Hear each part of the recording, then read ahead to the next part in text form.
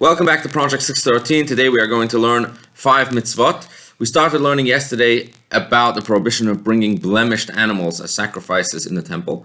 And we also learned that each specific act involved in offering the sacrifice is counted as an independent prohibition for itself. So that's why, for example, we learned that it is forbidden to dedicate a blemished animal. It is forbidden to slaughter a blemished animal. It's forbidden to sprinkle the blood of a blemished animal on the altar. And each of these were considered an independent prohibition.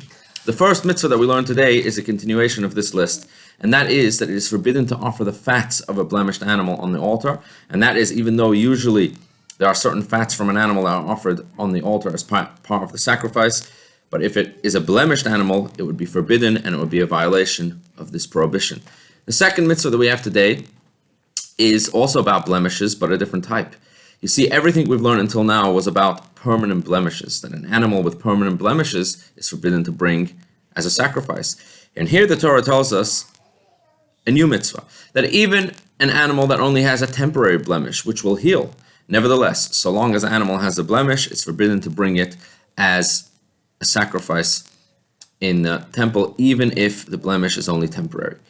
The third mitzvah that we have today has to do with non-Jews offering sacrifices. And when it comes to non-Jews offering sacrifices, in general, it's permissible for a non-Jew to offer their own sacrifices even outside of the temple, and even a blemished animal.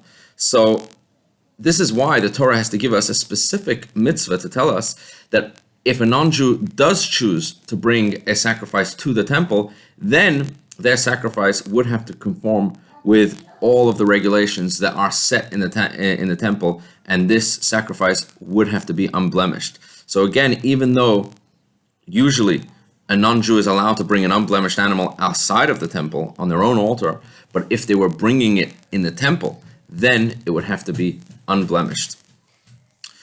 The fourth mitzvah that we learned today is that it is forbidden to cause a blemish to an animal that has been designated as a sacrifice for the temple. This is referred to as matil mum bekodshim, which means someone placing a blemish in an animal that has already been designated to be brought as a sacrifice. We know this from a verse that says, Kol mum lo yebor, there shall not be any blemish in it.